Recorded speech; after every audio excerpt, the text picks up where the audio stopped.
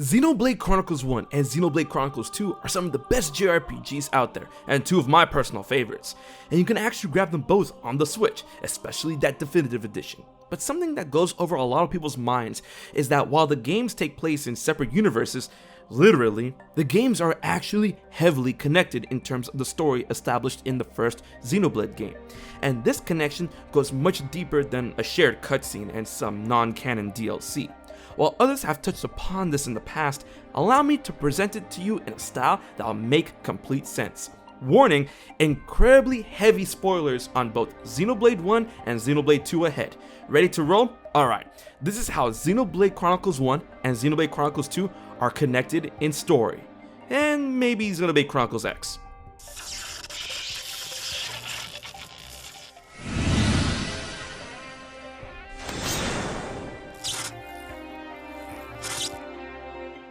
Xenoblade Chronicles tells the story of the organic people and life forms that live on the Biomes, one of two titans that are frozen in place after a legendary battle in which it wielded the sword known as the Monado.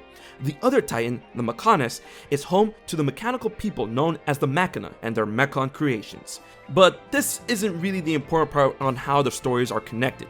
It is the origin of these two titans, the Bionis and the Mechonis, or should I call them by their actual names, Zanza of the Bionis and Maineth of the Mechonis.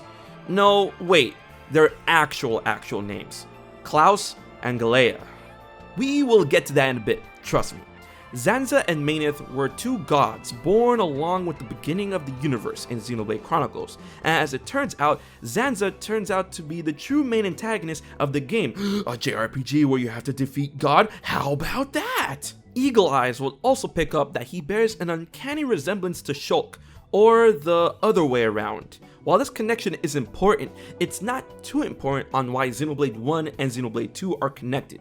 Just know that they are. Trust me, the video will be much longer. Anyways, although the beginning of the universe started with Zanza and Maineth, it wasn't always like that. At the end of Xenoblade 1, upon Shulk defeating Zanza and claiming his place as a god, Alvis, a disciple of Zanza, one of the Trinity, and he who is Monado, presents Shulk a vision of the past, a time before time where Zanza was still a human known as Klaus. Here, you see a very familiar looking planet that is indeed Earth. In a space station, Professor Klaus conducts an experiment in which he describes as taking a step for mankind to get closer to the divine by taking part in the birth of a universe. Yikes, I know that's a lot to take in, but it's gonna get more wild. Here, he pushes the no-no button and destroys the universe and creates a new one. The universe you witness and partake in within Xenoblade Chronicles 1. Furthermore, Alvis reveals to Shulk his true identity, an administrative computer in a phase transition experiment. Whoa, neat. Okay, so now we got the origin of the world, the universe, gods and titans, and Klaus. Dope, right? But how do all of these connect to Xenoblade Chronicles 2, which take place in a different world completely? Now remember everything I said about Alvis, as that's pretty important. Are they separate planets? Are they different times? What are they? Well, here is where things get dicey. For the most part, Xenoblade 2 within the story has no real connection to the first game, and that was the notion that was even relayed by the development team. So no one was really expecting any true connections. That is until you reach the final chapter of the game, and thus boy meets girl. Here we are greeted with a cutscene of what seems to be a familiar sight. Okay, yeah, way more than familiar. This is an expanded cutscene of what Alvis showed Shulk at the end of Xenoblade Chronicles 1. Wild shock. Here we learn what seemed to be a space station is actually the first low orbit station, Radamantis. Here we also learn that there was a war going on between separate factions in order to gain control of the station and the treasure that it held. This treasure is imperative to everything that goes on between Xenoblade Chronicles 1 and Xenoblade Chronicles 2. This treasure is known as the Conduit. To describe it lightly, the Conduit is not only an object that is an incredibly potent power source, but it also acts as a gateway and connection between separate and multiple dimensions. This is the thing that those warring factions were after, and is also key to Klaus's experiments. But before we get to the true outcome of that experiment, we have to go over something else that is really important. In order to maintain the sheer power of the conduit and even harness its capabilities, Klaus created the Trinity Processor, a supercomputer made up of 3 separate AI biocomputers. These chips are known as Logos, Numa, and Ontos. These computer cores were raised in a virtual reality setting in order to cultivate personalities that will be able to successfully control and utilize the conduit when in tandem. Alright, so the rest of the spiel should be known to you. Klaus says it's experiment time, his co-worker / supposed lover tries to stop him. Oh, by the way, we found out her name is Nikljj in this game when she was unnamed in Xenoblade Chronicles 1. He pushes her off and presses the no-no button, and then it's universe reset time. Yeah! But why are we seeing this in Xenoblade Chronicles 2? See, I told you things were gonna get dicey, and here we go. So Rex and crew encounter the Architect at the top of the world tree. The Architect was a being in the lore within Xenoblade Chronicles 2 that was heralded as a god and the creator of all mankind and all life forms, hence the Architect. Also, the world tree turned out to be the first low orbit station, and the Architect, it turns out that he's Klaus. But wait, I thought Zanza was Klaus. And then BAM! The Architect is split in half. I told you, dicey. So then the Architect goes on to reveal that he was trying to conduct an experiment to create a new universe using the conduit, basically bringing forth a new dimension. Alright, we've known this. But what we didn't know that brings everything together is that when the experiment was conducted, it didn't technically destroy the previous universe where Klaus is originally from. What the results of the experiment actually were was that while it did create a new universe, the universe of the Bionis and Mechonis seen in Xenoblade 1, it also decayed and threw existing objects and people from the previous universe every which way to other dimensions, including that of the universe of Xenoblade 1, which means that the universe of Xenoblade 2 is actually the original real-world universe after the experiment was conducted, or what's left of it at least. And the reason why Klaus is split in half is because half of himself was thrown into the universe of Xenoblade 1, in which he was reborn as Zanza, one of the gods of that universe, while he still remained a god of the old universe as the Architect. This revelation is supported by the fact that Klaus, Zanza, the Architect, and Shulk all share the same voice actor. It also explains the origins of Mainith, as well as it turns out that she is Nikljj, the other scientist that tried to stop Klaus. As they were the 2 closest people to the conduit when he activated it, they were the ones to be reborn as gods in the Xenoblade 1 universe, thus bringing Nikljj to that dimension, allowing her to become Mainith. Another aspect of this connection is that the main story of Xenoblade 1 and Xenoblade 2 actually look like they occur side by side, or at least reach the climax at the same time, as when Rex is facing Malos at the end of the game, the Architect is pleading that they hurry as his time is almost up, and then you hear a familiar line coming from his gone half.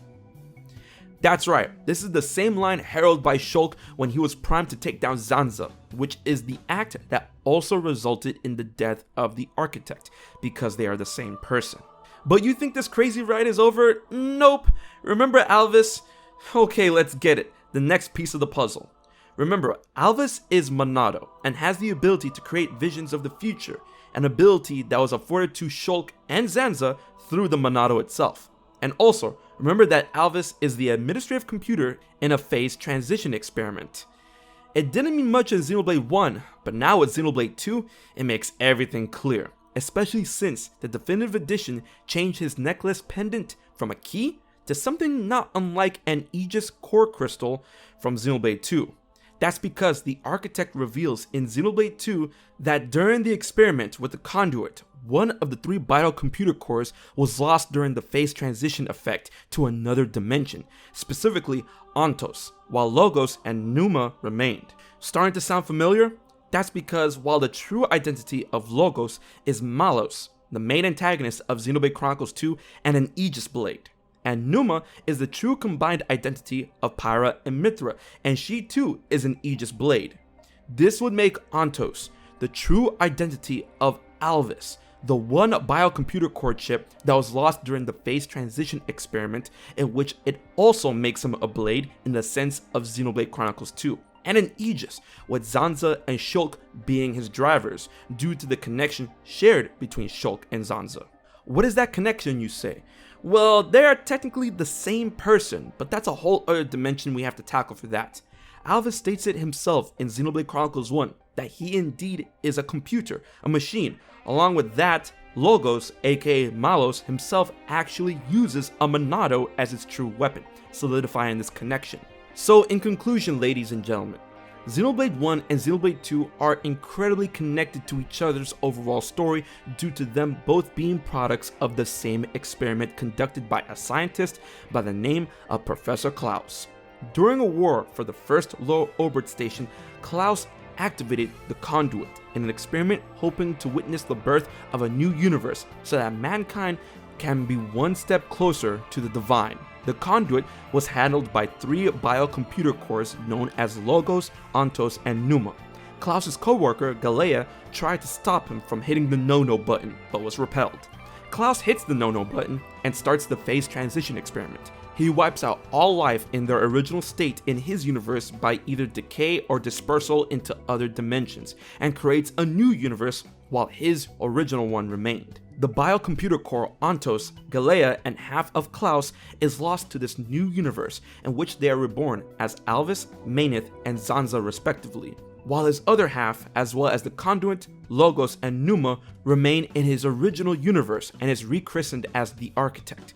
In both universes, Klaus, along with Galea in the Xenoblade 1 universe, recreate life and are heralded as gods. Zanza and Maineth's efforts lead to the events of Xenoblade Chronicles 1, and the efforts of the Architect lead to the events of Xenoblade Chronicles 2, in which both of their climaxes result in the final death of Zanza and the Architect when Shulk defeats the god in Xenoblade Chronicles 1. And there you have it. How exactly Xenoblade Chronicles 1 and Xenoblade Chronicles 2 are connected in their story. Thanks for watching. I had a ton of fun putting this video together, and if you want to see more Xenoblade Chronicles content on my channel, be sure to hit that subscribe button, like the video, and share it up with your friends to get that Xenoblade hype going. Big thanks once again to my Patreon supporters for helping making this video happen. If you want to find out how you can support HMK for just $1 a month, please check out my Patreon info in the description box below. Alright guys, until the next Xenoblade Chronicles video, hopefully, this has been HMK, and I will... wait, but how does Xenoblade Chronicles X connect to all of this?